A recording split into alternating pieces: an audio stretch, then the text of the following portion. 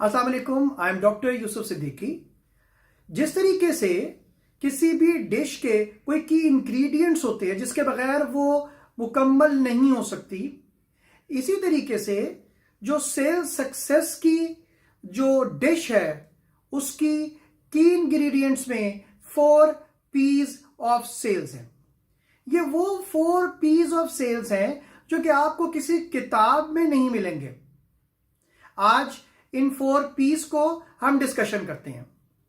तो सबसे पहला जो पी है that is preparation. Second P is about passion.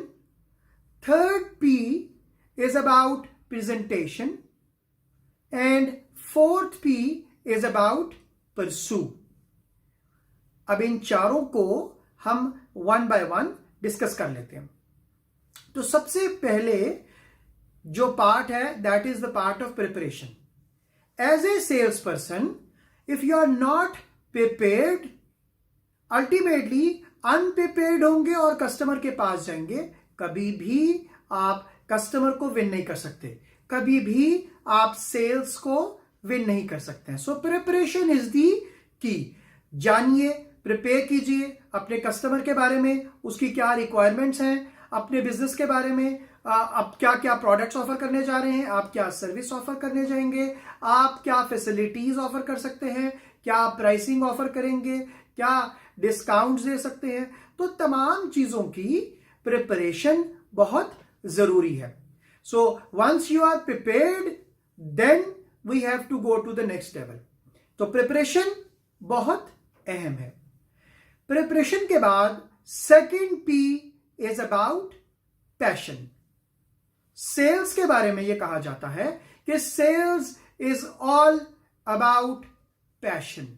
अगर आप पैशनेट नहीं हैं, आप कभी भी रिजल्ट्स अचीव नहीं कर सकेंगे।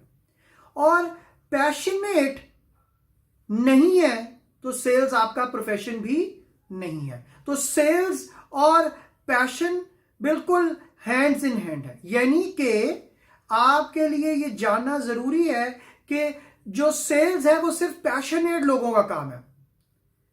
तो आपने प्रिपरेशन अच्छी कर ली है, you are prepared, you are passionate, तो next move to the next level and that level is the level of presentation.